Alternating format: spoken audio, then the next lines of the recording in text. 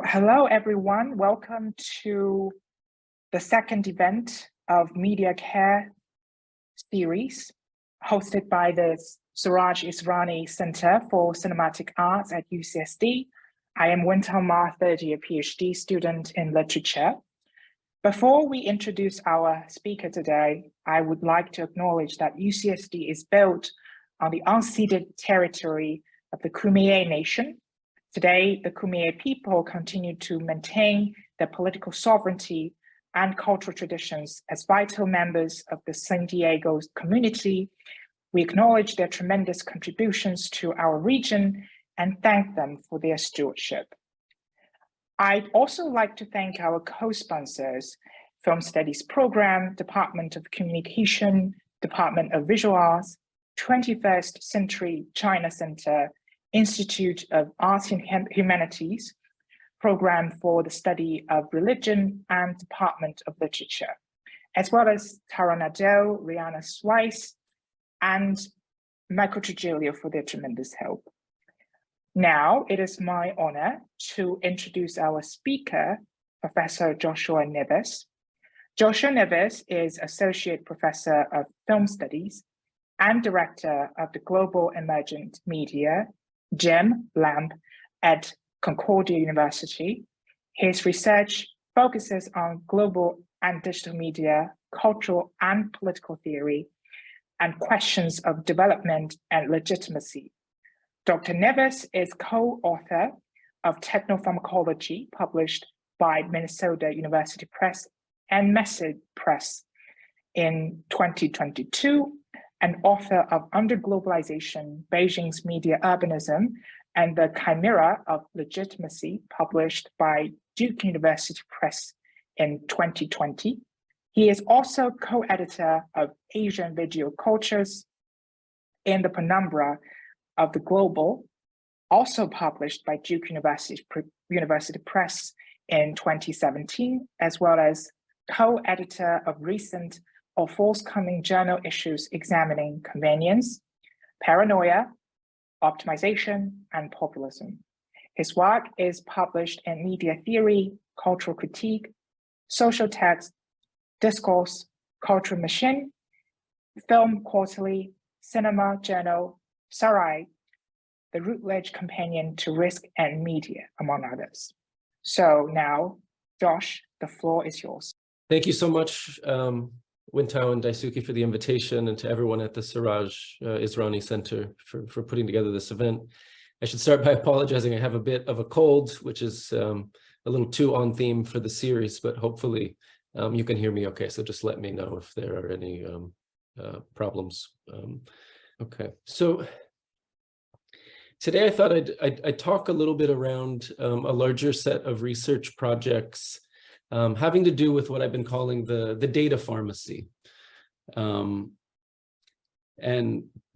you know, this grows out of a lot of work, but I'll mention two here, two recent works that are collaboratively engaging the intersections of data and pharma economies and practices. So one is the recent co-authored book that Wentao just mentioned, Techno-Pharmacology, which tries to take up a set of kind of propositions around this interstice, and then has 4 chapters that kind of pursues it in different directions: a chapter on addiction, a chapter on social movements, a chapter on lucid dreaming, and a chapter on kind of self-optimization practices.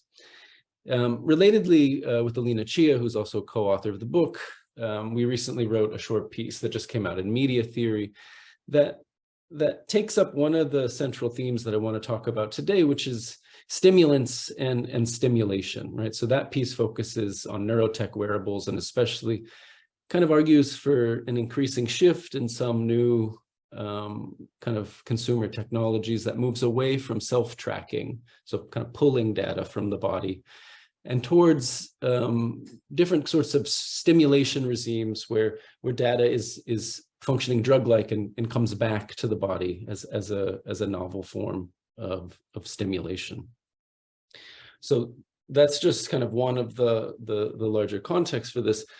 Another is I see a lot of this recent work as being involved in a kind of conceptual shift in I think a range of works, but especially some of my own research focuses, a shift from problems of underdevelopment to problems of overdevelopment. So this is a shift in I think how extraction and surplus value operates in this context. And among the many scholars I've been in dialogue with and I'm following here are Melinda Cooper, who talks about how one of the kind of aspects of this new form of surplus under the bioeconomy is an emphasis on depotentializing future possibilities, even while putting them to work, right?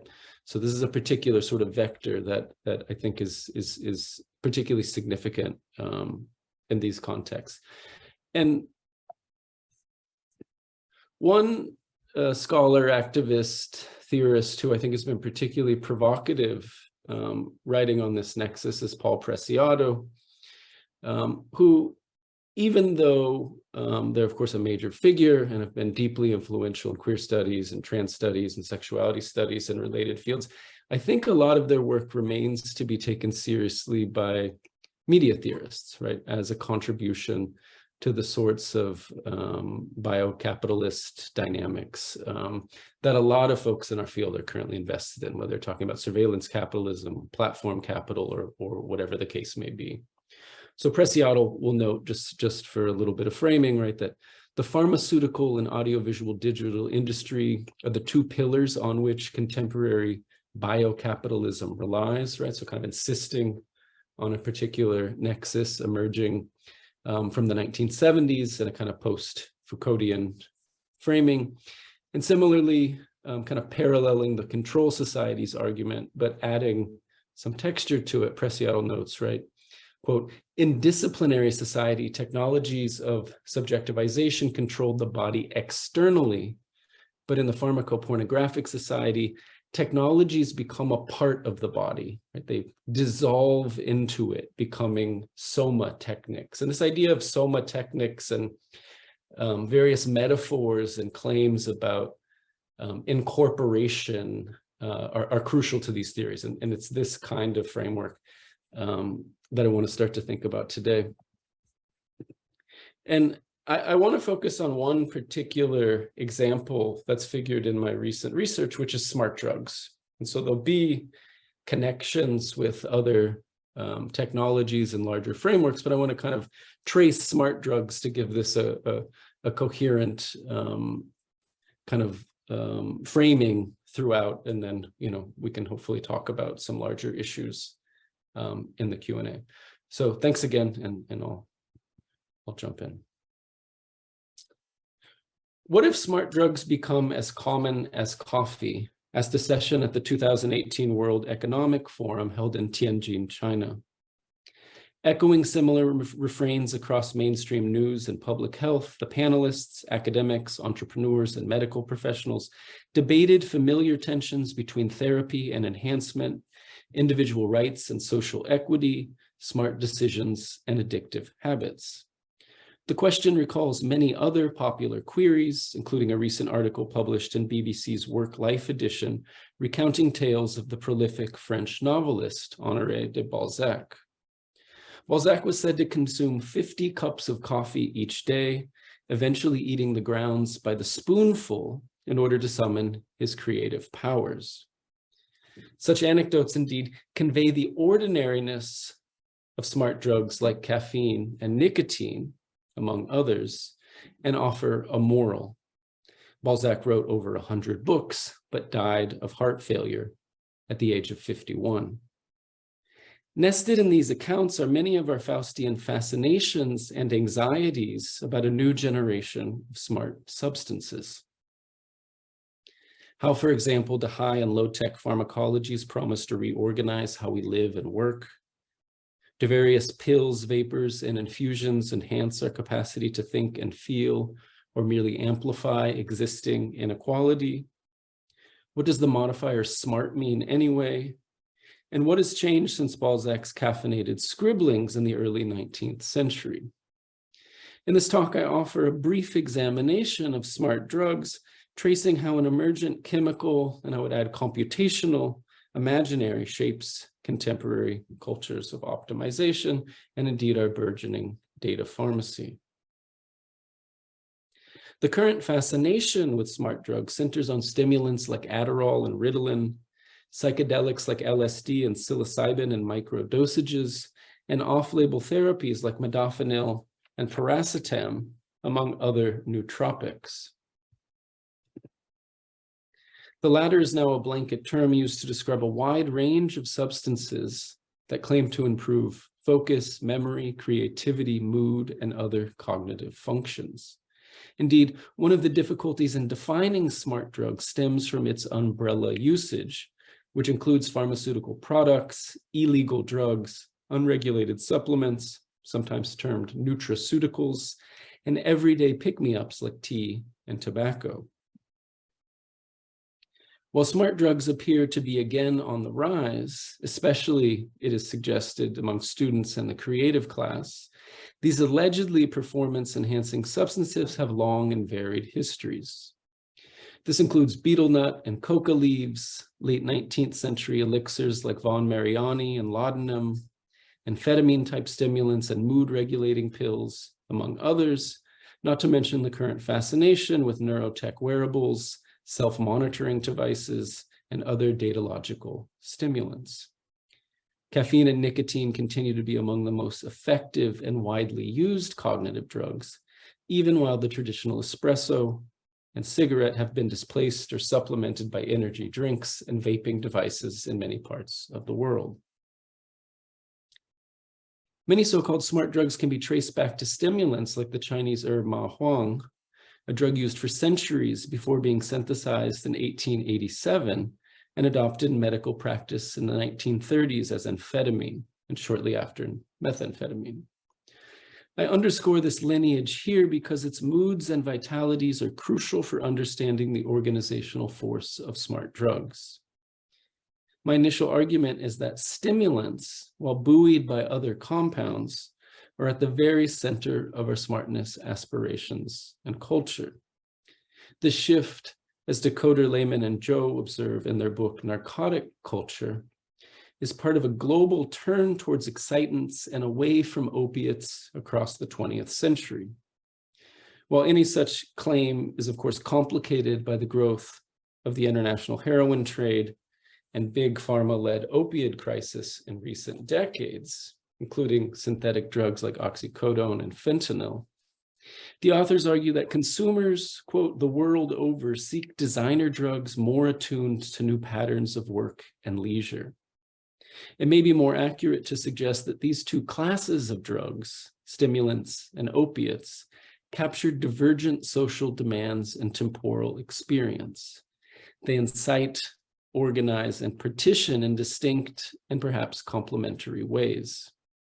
They also share a history marked by sanctioned consumption before facing epidemic-like social concerns. This includes the use of benzodrine inhalers and drugs like Pervitin and Obotrel, among others, to foster alertness and euphoria among soldiers during World War II, and the subsequent mainstreaming of these drugs after the war for the new salarymen, for children's colds, or as so-called mothers' little helpers. The anthropologist Jason Pine sums up the current impact of these habitual economies in his essay, Economy of Speed, the New Narco-Capitalism. Speed, Pine writes, is a, quote, relatively cheap yet cherished substance that with the utmost efficiency floods the brain with dopamine. One hit and for up to 12 hours, you are overwhelmed with unprecedented euphoria and energy, alertness and alacrity, and sexual stamina. You get more life. More in this context is critical to the experience of speed. It promises not only pace and plenitude, but the possibility for perpetual development. Pine's narco-capitalism thus provides an important parallel to the current fascination with data capitalism and media studies and adjacent fields. Put differently, understanding smartness today requires that we attend the complex interactions of big data and big pharma, where the ingestion of stimulants is entangled and amplified by networked stimulations. Social media, for example, is routinely linked to the release of dopamine into the body, while, quote, not as intense as a hit of cocaine, one researcher notes, it rewards us for beneficial behaviors and motivates us to repeat them. This focus on everyday practices and the rewiring of the brain haunts debates about addiction, agency, and health. This is to say that cultural fixations on smart drugs tend towards their extreme iterations: wartime, illegal substances, designer treatments, at-risk youth, and so on. But smart elixirs and practices are important precisely because they are habitual and disappear into the fabric of everyday life. Consider, for example, an advertisement for tea from 1660, which captures something of this longer history and the ways that what was previously extraordinary is now, for many, a daily routine. Tea makes the body active and alert.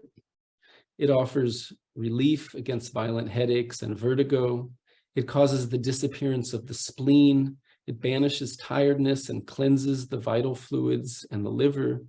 It fortifies the stomach, improves digestion, and is especially apt for stout-bodied people as well as great eaters of meat. It is good against nightmares. It eases the brain and strengthens memories. It is especially good for sustaining wakefulness. One infusion is sufficient to allow one to work through the night without doing injury to one's body, end quote.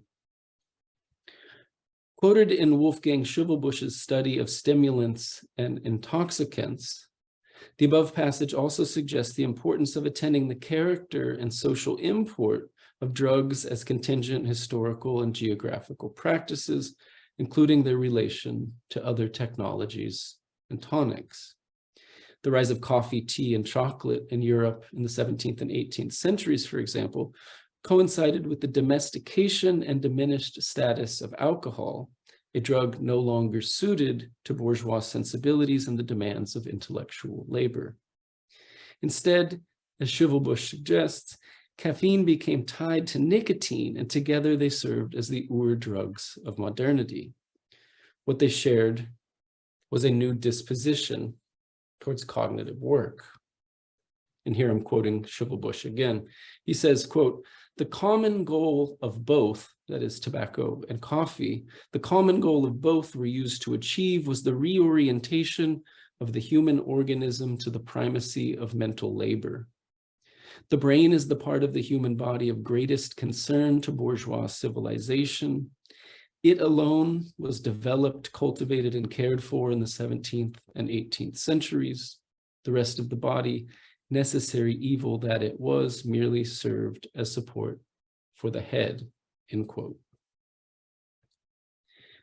This description of how a prior era smart drugs consolidated a peculiar neurocentrism, where the brain eclipses and commands the body, remains a key feature of contemporary cognitive capitalism. In the remainder of this short talk, I offer a set of conceptual moorings for understanding the organizational force of smart drugs alongside other technologized stimulants at our present conjuncture. And my basic argument is this. Contrary to popular discourse, smart drugs optimize attention, not intelligence. Attention conditions mood for specific tasks. Mood conditioning drives new understandings of the self, and smartness is a techno-pharmacological mandate.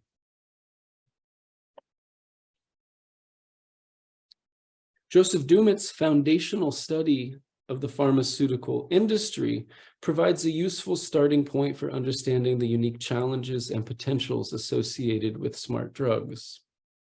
In Drugs for Life, Dumit traces how the rise of clinical trials has brought about a shift in how we encounter medicine and well-being.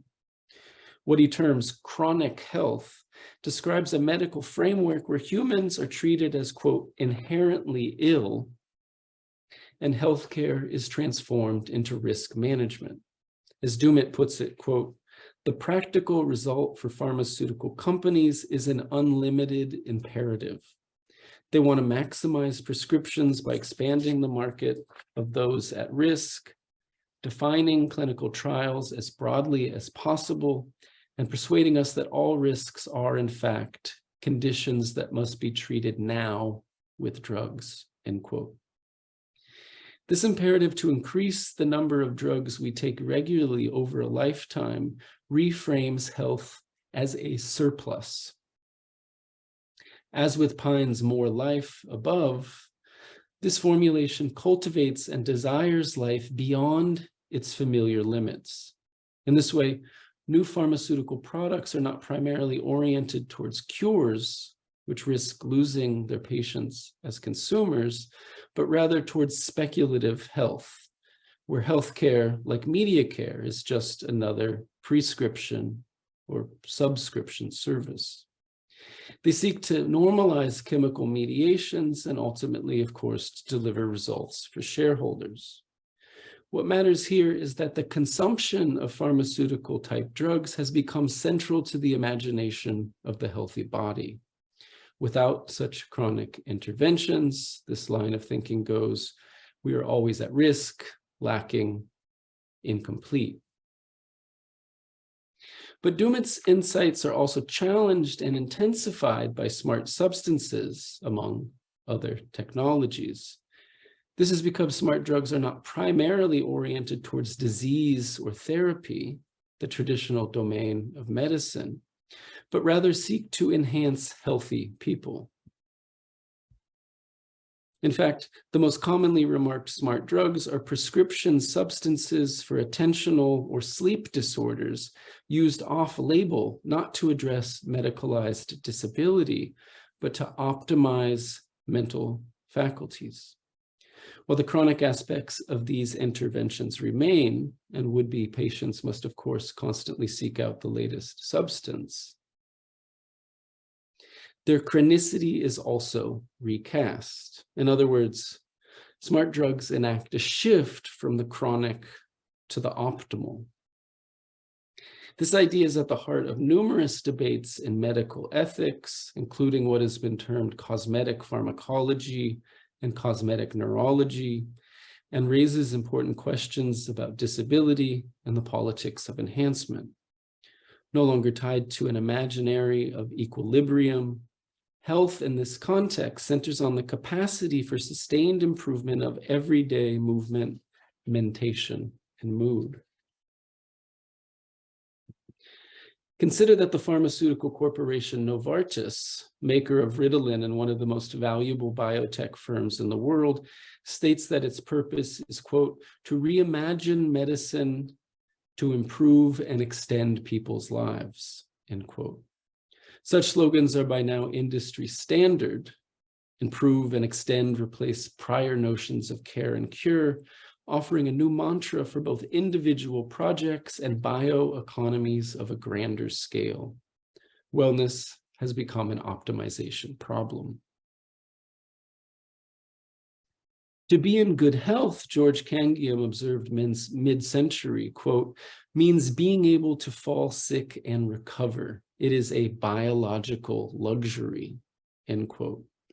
But what was biological luxury in a prior era is now taken for granted by both pharmaceutical capitalism and transhumanist politics.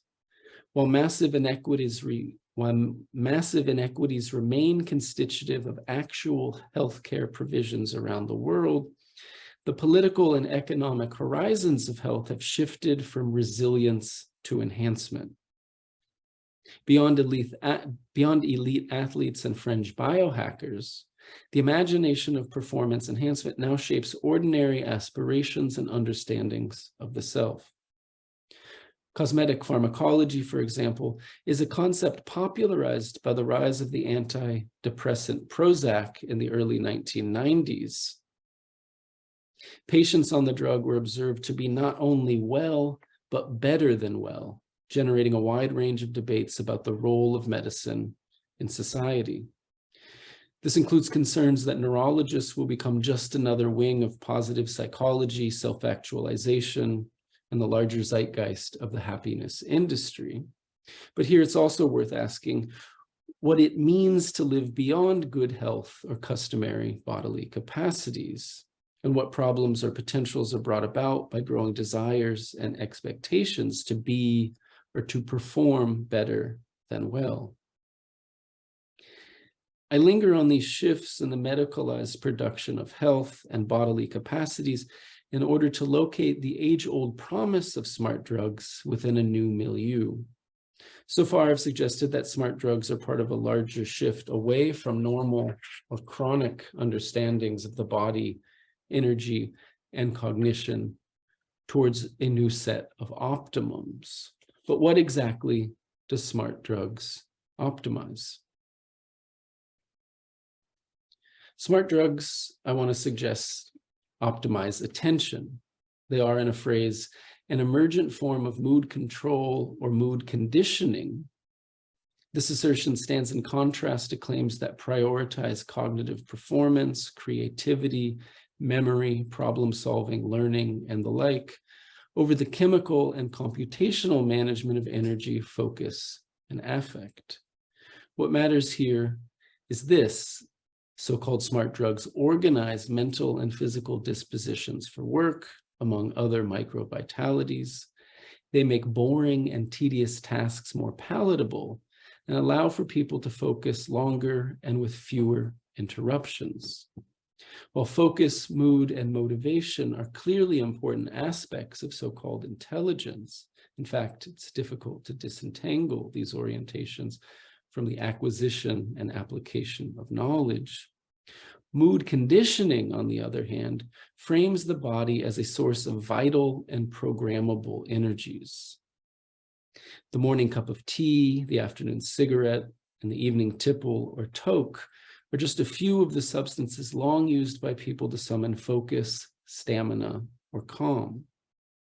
Contemporary smart drugs, including stimulants, off-label meds, vitamin infusions, psychedelics, amino acids, neurotech, etc., build on this habitus by expanding the capacity to customize attention into specific durations and intensities on demand. Drugs like modafinil, for example, stimulate the neurotransmitters dopamine and noradrenaline and are understood to facilitate brain communication, especially in the prefrontal cortex, or what the neuroscientist Kimberly Urban refers to as the brain's boss. Urban continues, quote, "The goal of treatments for ADHD and narcolepsy is to get the boss to the peak of function. Healthy users hope that they can raise the boss's peak," end quote. Though their impact on so-called healthy individuals is far from clear, increased attention, for example, is often followed by periods of exhaustion and diminished performance, suggesting that the fantasy of endless cognitive improvement pushes the very real limits of the body.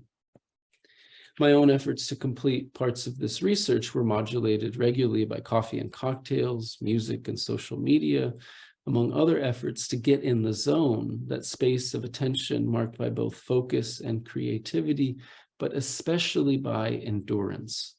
That is, the capacity to remain at the terminal and to avoid distraction for an extended period of time.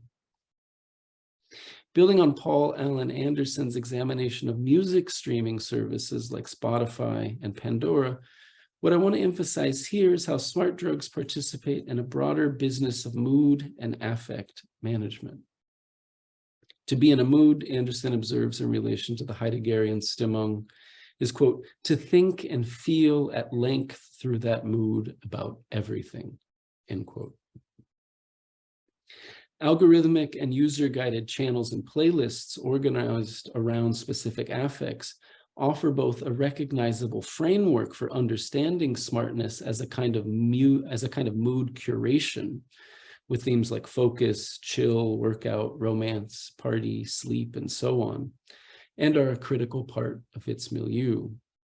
Indeed, the image of a person sitting in front of a laptop with headphones and a cup of coffee is by now shorthand for work in the knowledge economy. Smart drugs, like sonic user interfaces, are, quote, tools for building permeable microclimates or microspheres of mood within which individual users attempt to manage their diverse portfolios of resilience, hope, optimism, and self-efficacy, end quote. What the present demands and smart drugs and technologies respond to is thus the need to optimize attentional forms for maximum productivity. This means not only that no mood should go to waste, but that the generation of surplus in this context has also shifted. As Preciado puts it, quote, "This is the age of soft, featherweight, viscous, gelatinous technologies that can be injected, inhaled, incorporated."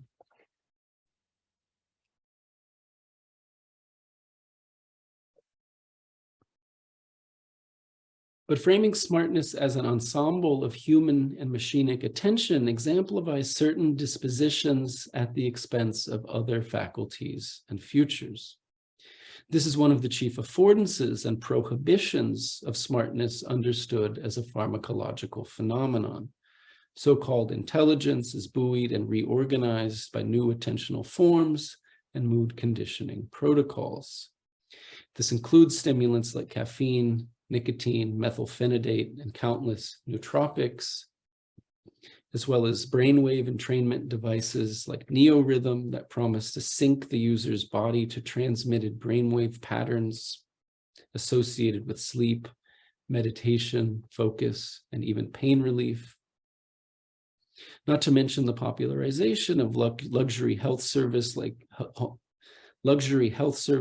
home IV infusions that claim to boost immunity, metabolism, energy, and overall performance, or microdosing regimens that are described as reducing anxiety, elevating mood and social interactions, and enhancing creativity, among countless others. What these distinct smartness practices share is the desire to prescribe for oneself and for others the specific vitalities required for diverse activities over the course of a day, week, month, and so on, right? Focus, create, run, play, sleep, and similar commands. And they promise to do so with the immediacy of a thermostat. The shift not only redefines intelligence for the knowledge or for the attention economy, but suggests the emergence of a distinctly techno-pharmacological subject. Here, the data economy not only tracks and traces, but is instead literally fed back into the body like a drug to be absorbed, inhaled, swallowed, injected, and so on.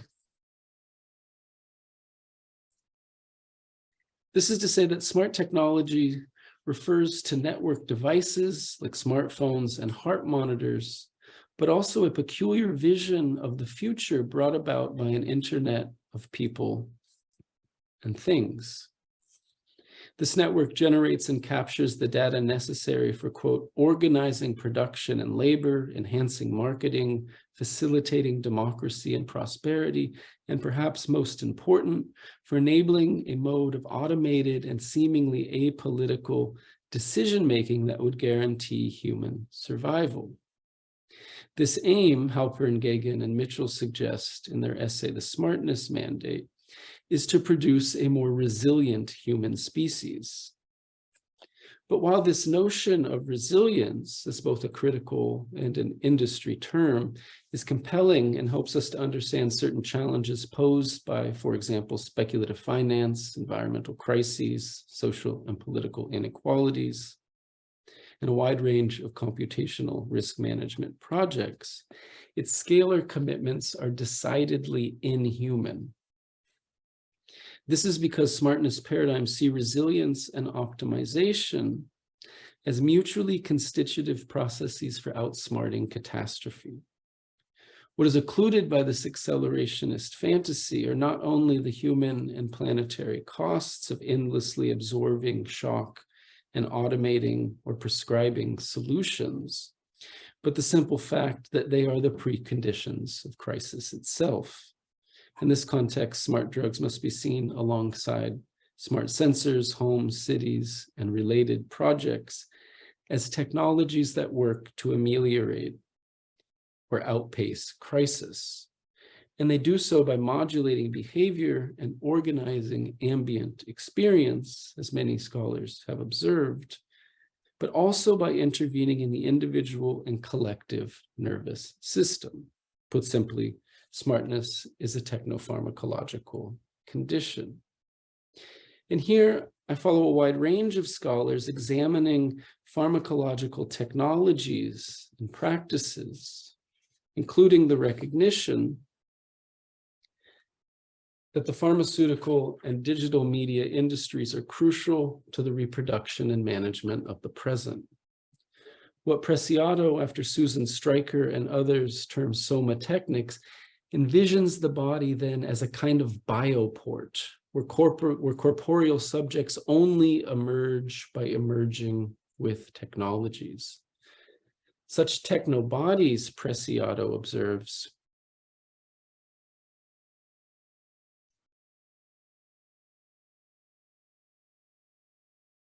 are either not yet alive or already dead. We are half fetuses, half zombies. Thus, every politics of resistance is a monster politics. Marshall McLuhan, Buckminster Fuller, and Norbert Wiener had an intuition about it in the 1950s. The technologies of communication function like an extension of the body. Today, the situation seems a lot more complex. The individual body functions like an extension of global technologies of communication.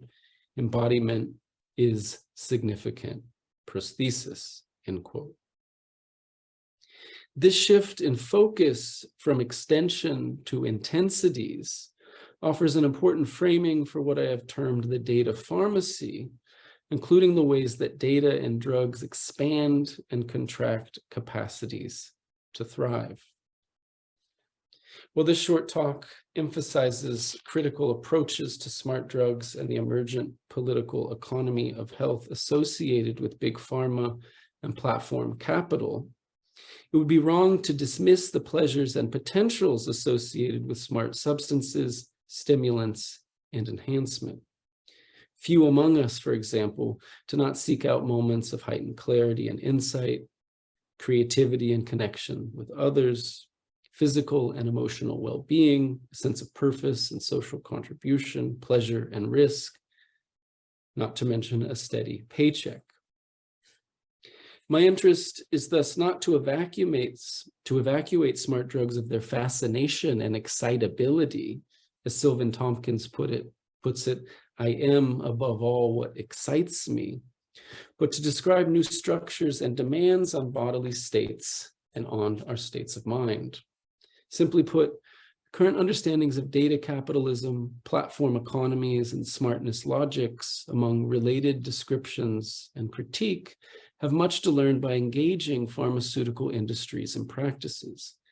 This is at once a call to engage smart drugs and related pharmacologies in and as media, and to understand how a growing pharmacopoeia of stimulants, from caffeine to amphetamines to neurotech, are enmeshed or enfleshed with network devices and computational systems in ways that are both potentially troubling and transformative.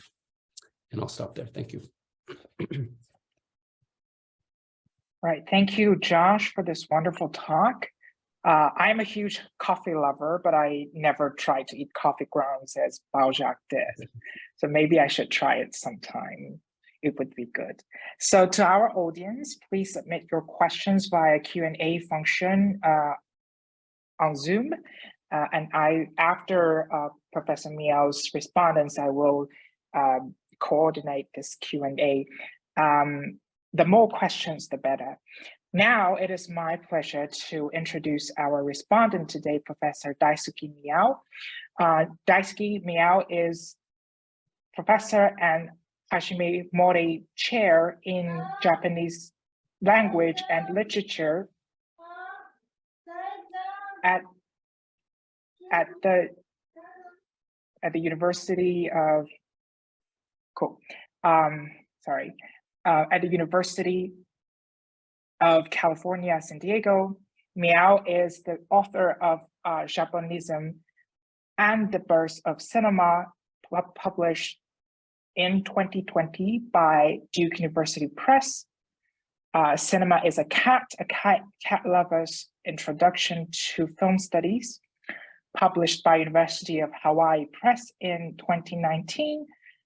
The Aesthetics of Shadow, Lighting, and Japanese Cinema, published by Duke University Press Duke University Press in 2013, and Sesu Hayakawa, Silent Cinema and Transnational Stardom, published also by Duke University Press in 2007.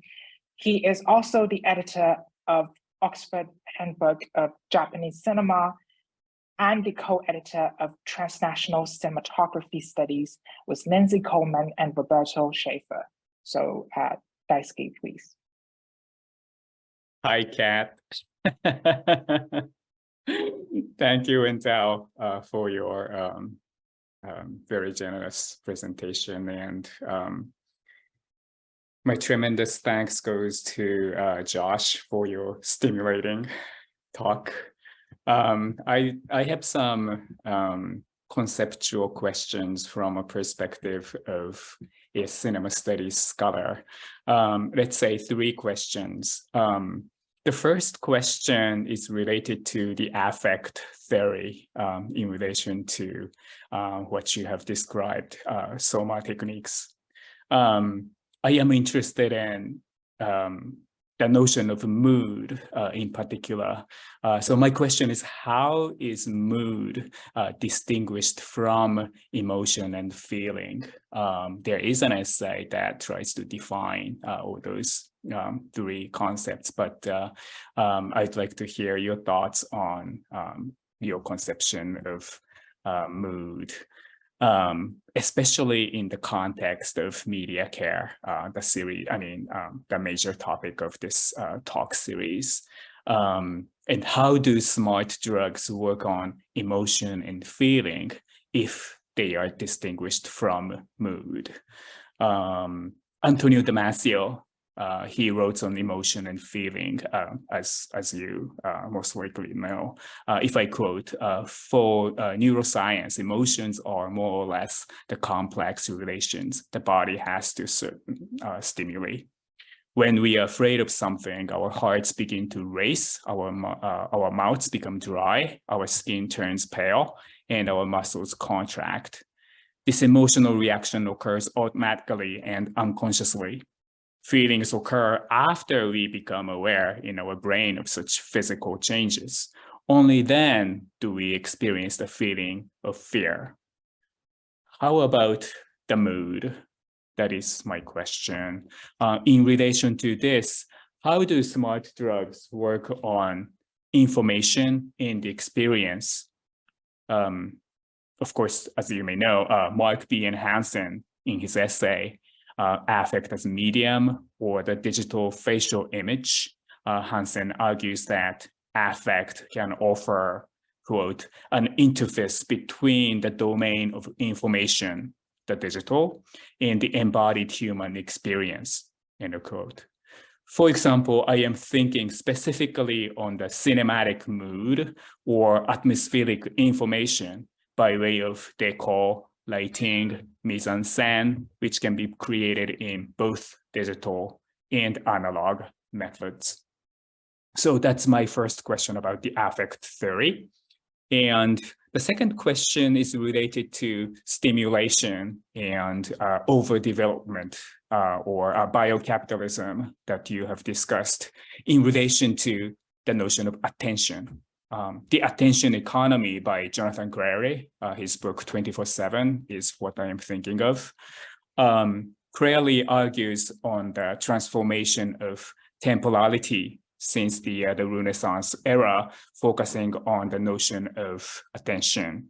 If I quote Crary, the new uninflected temporality is tied to the constant illumination of screens through which we are connected, regardless of what we are actually doing, to mechanisms of surveillance and algorithms that continually serve us more of what we have revealed that we like.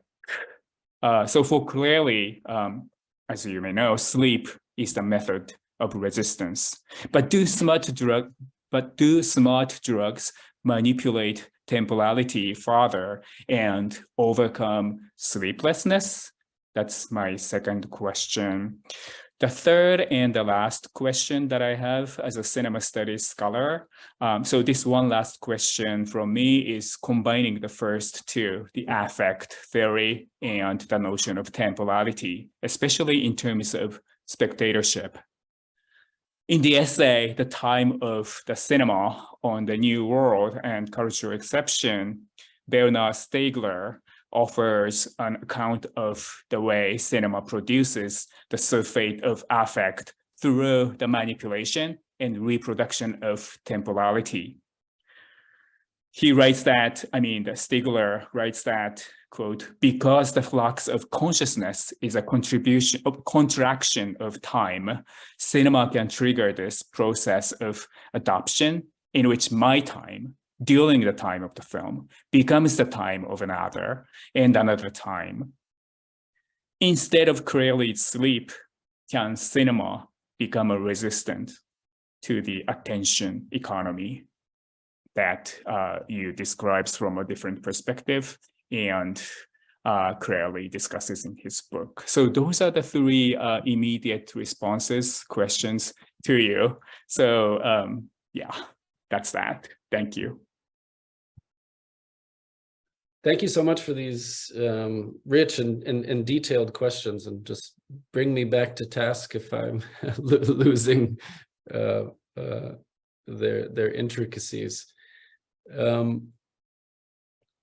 So starting with the first question about the relationship between affect and mood, and especially this kind of concept of media care, I would say, of course, there's the kind of standard distinctions between emotion, affect, and so forth. But the mood literature that I've been most interested in at this point actually starts very much from a kind of industrial framing, right? So Paul Allen Anderson has this great essay that I quote from a bit on music streaming services that starts with Muzak, like the literal creation of these kind of canned elevator, grocery store, etc. soundtracks as part of the kind of emergence of a particular and often either mocked or just ignored mood management industry, right? So of course, here there's the distinctions between personal and pre-personal and the kind of yawn-like contagion and the various issues. But for the purposes of this short paper, I'm less interested in teasing out all of those distinctions, though of course, as you point out, they would have different implications, than of making a parallel between, I think, what are much more attended objects in our field, right? Streaming platforms, and the kind of pharmacological mundane practices that coexist with it, right? So I'm interested in beginning to think about and to theorize what happens when these different mood kind of conditioning projects interact, and how, in fact, they're designed to interact in all sorts of complicated ways that are both difficult to attend, but are certainly have not been the focus of cinema and media studies related fields, and perhaps not of other fields either. In fact, one of the original orientations for some of this research was that two of the most, I think, interesting, exciting, significant areas of research, that's questioning the present and focusing on sort of biocapital organization and all of these issues were precisely related to kind of data and platform and digital cultures on the one side, and this kind of pharmaceutical, pharmacological R&D aspect on the other side. And I think what struck me is how little these two areas of research spoke to one another, even though at times they're engaged in very similar research. At times it's quite distinct, but they seem to have contributions that mattered when thought together. And for me, mood is one of those areas where maybe rather than starting so much from different affective genealogies, of which there are several that do a lot of work in our field at the moment, I thought it would be interesting to go back to the use of mood in some of this more drug-related research. Now, it's only, of course, lightly hinted at here, but it's interesting to think about a whole range of prescription drugs, especially, but also, everyday kind of, things like coffee and cigarettes, vitamin supplements and all the rest of it, as part of a kind of material programmability that now is increasingly mixing metaphors, mixing materialities with the digital side. Sorry, my cat really loves to be on screen. So that's kind of the starting point. So in that, I haven't really answered your question on affect, but I guess I want to underscore that I want to bring that conversation more into contact with people who are looking at antidepressants, the rise of stimulants, the opioid epidemic, and so many other vectors. And in fact, one of the ways I've been kind of organizing some parts of this research is exactly looking at different temporal articulations as kind of nexes within this logic.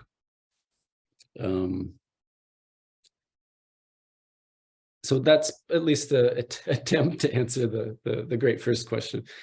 And the second question, and bring me back, I think you were asking especially about the role of stimulation in the attention economy.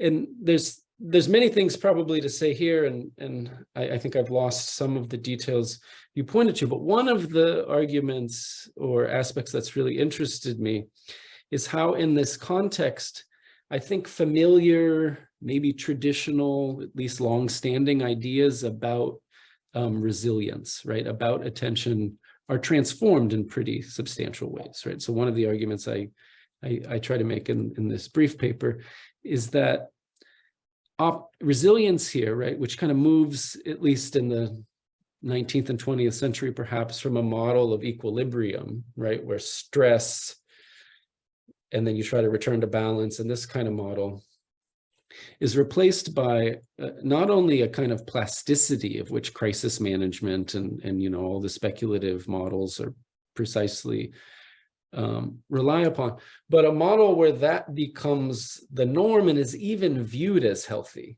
right? So it's a basic transformation in the idea of kind of resilient optimization that itself seems deeply inhuman, right? Very dangerous for finite bodies, for finite ecosystems, for a finite planet. These kinds of models and mathematics and speculations are, of course, very complicated, and there's lots of issues, beyond things I even well understand probably. But I think that problem is significant, right? That the stimulation in this context is recast as a kind of well-being protocol. And that this functions by basically shifting conversations about attention. So there's, in the last decade, there's been dozens of books and special issues and articles on the attention economy. And, they range in claims of everything from saying that production has shifted from production to reception and, all of these sorts of claims. But I think, you know, Tiziana Terranova has a great piece in an essay of Culture Machine that I found very useful, where she looks at some of the dangers and limits of this, especially at the intersections between, I think, kind of individual and collective attentional forms. And those are the kind of issues that I've been interested in here, right? What happens to stimulation in this kind of post-resilience framing. And then the last question is great and pushes in of course, a totally different direction with the more, what's the role of cinema? What's the possibility for resistance? How does this relate to the kind of Stieglerian almost interpolation where my time becomes the time of another? I think there's both a clear parallel there that I would be interested in. But I guess at this stage, and this is going to be a deeply, I guess, unsatisfying answer, but at this stage, I've been kind of interested in moving away from some of the traditional conceits of cinema studies, not because they're not interesting or they're not important or these kind of things, but because I've wanted to think about what other kinds of things come into view when we move away from some of the familiar tools, you know, some of the familiar sorts of claims. But, you know, what I've kind of lightly called mood conditioning here, I think in some ways reads in parallel to parts of this kind of, you know, Stiegler claim. But I think instead of the kind of focus on audiovisual address, right? It's a focus where I think data and drugs become sort of intertwined, and where, I mean, you mentioned Hansen and others, but where this kind of post or non-visual, even before affect, right? We're talking at the biochemical, the nervous system sort of level, sets of issues come into view. Now, it's less important to me at this stage whether what I just said is true or not, and more interesting, I think, because it's become an important way to imagine how these processes operate, right? So it's kind of partly it's a discursive imaginaries analysis, and partly it's often surprisingly how some of these tech pharma companies self-describe, right? So it matters that,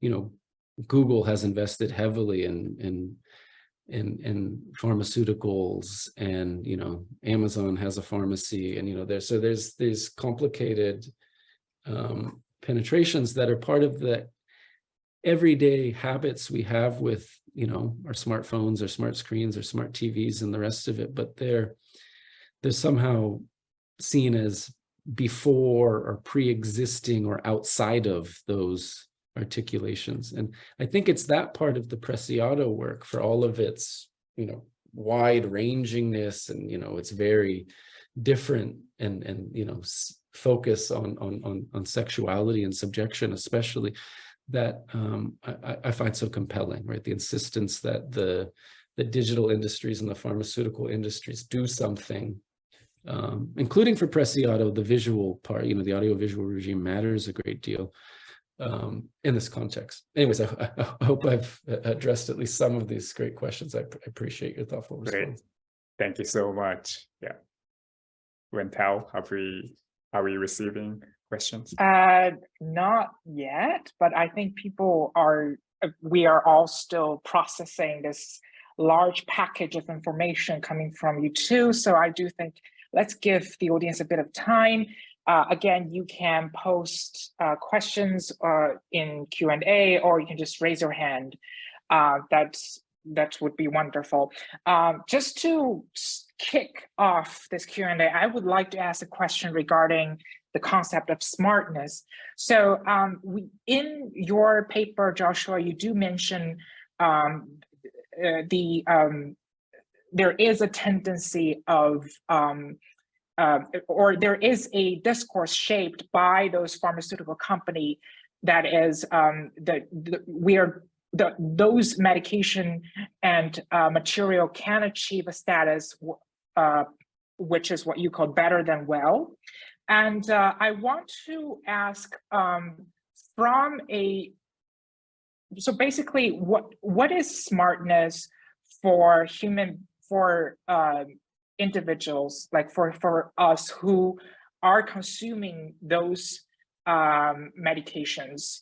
For example, one thing that I can think of, and which is also mentioned in your paper, is the idea of elixir. So there is a tendency across different cultures where people tend to pursue the longevity of their life. So that's one thing that I can think about, because consuming those material or medications is a two-way sort of path. Of course, on the one hand, we have the system of what you call pharmaceutical capitalism. We have the system that motivates people to become to overcome their inertia and to work 24/7. But on the other hand, as a subject, would there be a tendency to pursue this status of what you call smartness, to cooperate with this system? So I want to propose this question to you, from someone who is willing to cooperate, who is willing to consume this medication. How would they perceive the concept of smartness in your from your theory? Yeah, thank you, Wentao. Well, I guess a couple of things come to mind to start. One is often when I've given versions of this research, especially if it's critical of a lot of these practices, people are always immediately asking, well, what do you mean? Like, I use a lot of these things. It's amazing. I love whatever. I couldn't have finished my dissertation if I wasn't microdosing, or, whatever the example is. And so, I want to underscore that that while I'm interested in, thinking about and charting some of the dominant textures of this, the point is not only to kind of evacuate these practices of their, transformative possibilities, their pleasures, right? That aspect, right? I think the other issue has to do with what constitutes the kind of everyday practices of smartness, right? In a context where this has become one of the major tropes framing, right? All kinds of objects and industries and, everyday practices, right? So it was interesting to me that we have these kind of distinct notions of smartness constantly overlaid with one another, and often overlaid in similar kinds of relationships with technologies, right? Whether they're pharmaceutical in a broad sense, or whether they're, computational in a broad sense. So, that's one of the reasons I was interested in the Halpern essay and now recent book that's finally come out with Mitchell, is precisely because I think they're thinking about smartness in this broader context that poses some problems that allow us to, I think, see data and pharmacological practices together, right? That there are really ordinary and parallel understandings of smartness in these contexts, right? And I have the kind of quotation later in the paper about this promise to organize, right, and to manage resources and democracy, and to kind of use the Internet of Things sort of logic to outpace crisis, and that kind of framing strikes me as important for also thinking about the sorts of smartness regimes that have to do with the substances, right, that we individually and socially consume, and how these go together. So the metaphor, for instance, of music streaming, I think, is a simple one, precisely because it captures the way that we, channel different stimulants into our body precisely to try to create zones of vitality, right, that are suitable for certain kinds of tasks. And we're kind of doing it constantly, right? Coffee, cigarette, study playlist, whatever the examples are. And that, it becomes difficult to trace. But this, just pointing to this kind of overlay, seems to me a consequential one, and perhaps one that's not as well acknowledged within the framing of only kind of digital datalogical industries, for instance. Yeah, thank you. All right, wonderful. We can still, we're still looking for questions. So we have a small group here. So please feel comfortable to ask any questions. And I just want to, before the next question come along, I would like to just take this opportunity to promote our next event. Just give the audience a bit of time to submit another question. So our next event is will be on Thursday, February the 24th. So Professor Hannah Ziffen from Indiana University will talk about her research on the history of suicide hotline in the US and UK in 1960s under the title The Bar Voice. And Professor Alan J.J. Cohen, an expert on film and psychoanalysis, will respond. And I'm going to throw the link into of registration into the chat. So any of you who are interested can just register from this link. Okay, so just one last call for questions. So anyone here has any questions, please feel free just to raise your hands. It could be any questions. And last call for questions. All right. So I think, given it might be a bit late for people on the East Coast, I might call it a day, and not too late to submit another question. But anyway, I would like to call it a day. If there's no more question, and last, I want to say thank you to Josh for this wonderful talk. And thank you, Daisuke, for this very insightful respondents. Yeah, have a good night, everyone. And I'll see you. Oh, wait, there is a question. There is one question from Vivian. Okay, cool. Let's pick up with this question. So Vivian is asking, Vivian Chi, who's also a PhD student at UCSD, is asking, she is just wondering about the possible connection between data pharmacy and memory in general. Well, that's a very large question. So Joshua, we could use some other minutes to talk about memory and data pharmacy here.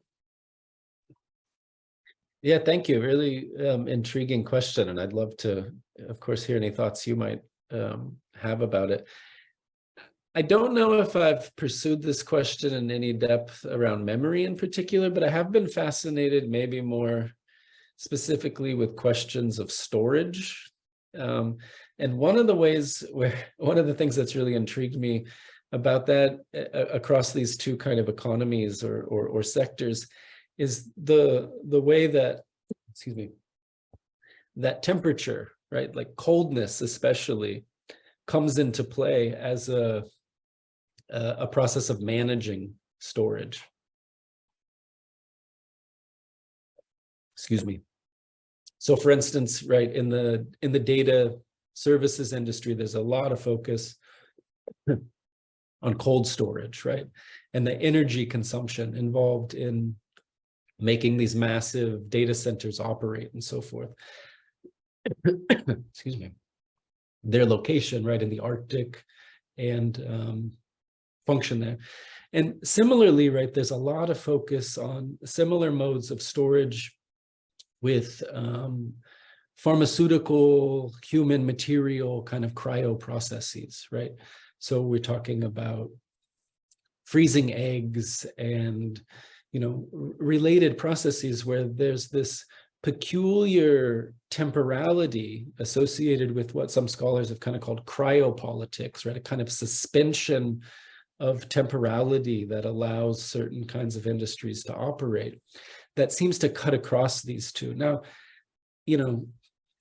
I'm not sure how far that gets us for thinking about questions of computational memory or of human or collective memory, but there's something very intriguing, I think, about the need to sort of create certain forms of suspended temporality and managing storage across these two economies so that they can be interoperable, right? Or so that they can be kind of future-proof, right? Or so that they can continually, right, allow us to kind of survive, right? To become a kind of resilient species in the model of the kind of promise of the smartness paradigm as outlined by, IBM and the kind of theorists I've been talking about.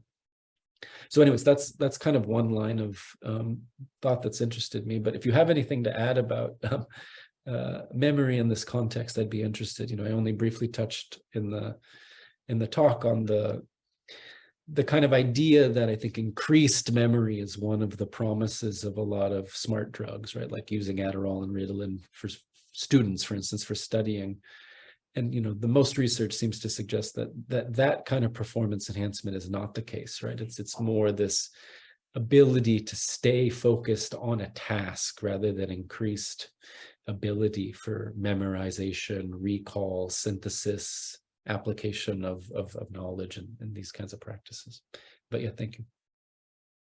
Cool. Thanks, Josh. And I just got another question from Professor Ying Chen at Columbia University. Hi, Qiang Laoshi. Thank you. She says, thank you so much, Josh, for this stimulating talk. I'm wondering if drug trials are part of the research on data pharmacy. In other words, I wonder if under development will come back into our picture when we look at how data are harvested.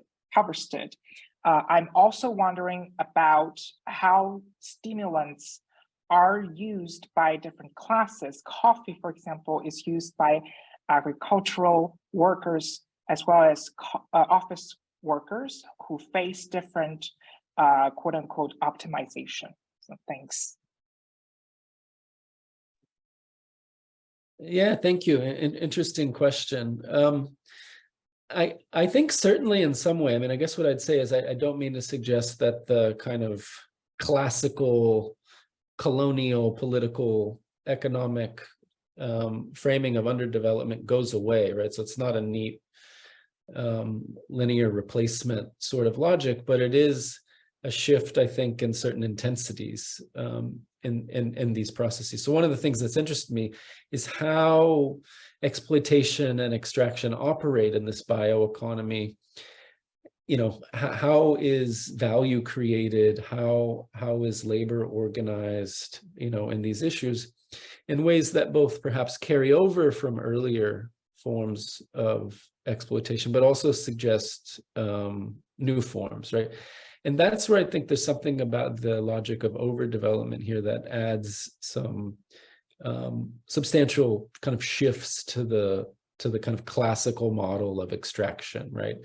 And I mentioned something like the Rodney, how Europe underdeveloped Africa kind of model, which is very much based in a kind of settler colonial extraction economy, right? Where resources, labor, slavery even, right, affects one part of the world, moves these resources elsewhere. One area becomes rich and the other is impoverished, right? There's that aspect, of course, holds in some context, but part of what's interesting, I think, about the surplus in the kind of overdevelopment context is that there are really different vectors. And one of them is this claim about depotentialization that really fascinates me, right? So an example like Monsanto seeds, right, would be kind of the classic model here, where farmers have to buy a seed, they then use it to grow a crop, but they don't own the seed in order to use it the next time, right? So it both becomes necessary for the production of surplus, but it's never quite put to work in this context. So certainly the kind of optimization of resilience fits aspects, excuse me, of underdevelopment, but I think there are new logics here as well, and that's part of what I'm trying to understand. So thank you.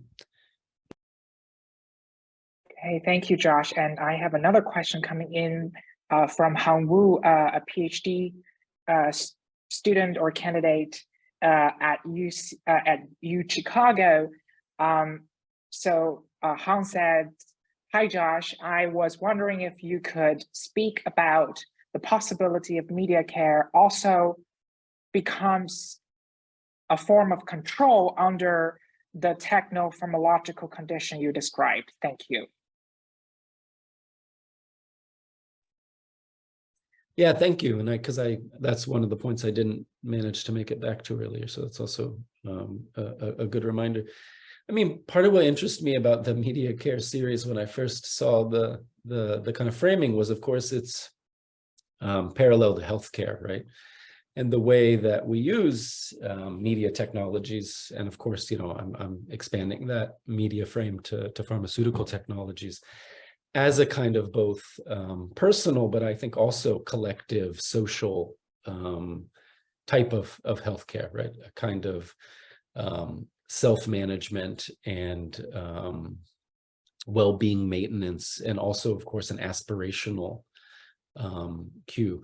So, in some of the examples, looking at things like Ritalin or some of the other examples here, even coffee and cigarettes, you can see the kind of mundane, right, almost unremarked aspects of sort of media in this broad sense care at work here. But I think the larger parallel to healthcare is where the pharmaceutical and the kind of data logical come together for me in the project. And of course, in this very short paper, I've kind of only hinted at this here, but it's part of course, a broader set of shifts, right, around privatization, around crisis, and around the kind of offloading of certain kinds of self-preservation, right, onto individuals and in ways that are managed by corporations through risk logics, right? So that health in a very real sense, or care, in a very real sense, becomes speculative, right? Whether we're talking about media care or whether we're talking about healthcare. And I think it's that aspect, trying to think about both things that usually fall below attention and everyday forms of care that we perform through this speculative logic that I'm trying to see what sort of comes into view. In some of the early historical and theoretical research, part of what's interested me are some of the questions that I pursued today. So one of them would be, I think, mood as one of the ways that this is performed, right? So this set of practices where we use things even like coffee or whatever as emotional replacement, right? Like that's a very basic form of media care, right? That, for instance, when you have a cold and you're giving a talk, it may get you through it, but right, an hour later, right, maybe you're more tired because of it. So trying to think about some of these logics and the way they're kind of, again, overlaid upon each other. But yeah, thank you. It's a great question. Okay, thank you. I just feel so sorry to have you give a talk under this cold, and I hope you feel better. And I do think under that name, I do think we need to finish this event. If nobody else has any further questions, just to make sure Josh has enough time to rest. Okay. Wonderful. I just made a mistake. The time of the next event featuring Hannah's event is actually Monday, February the 27th. It is written on the Eventbrite webpage. So just want to correct that mistake. Again, Thank you, Josh, for giving a talk under the series code. Thank you, Daisuke, for this, for your wonderful questions, and also thank you to the audience also for the wonderful questions. All right, good night, everyone. I'll see you at the next event. Take care. Bye.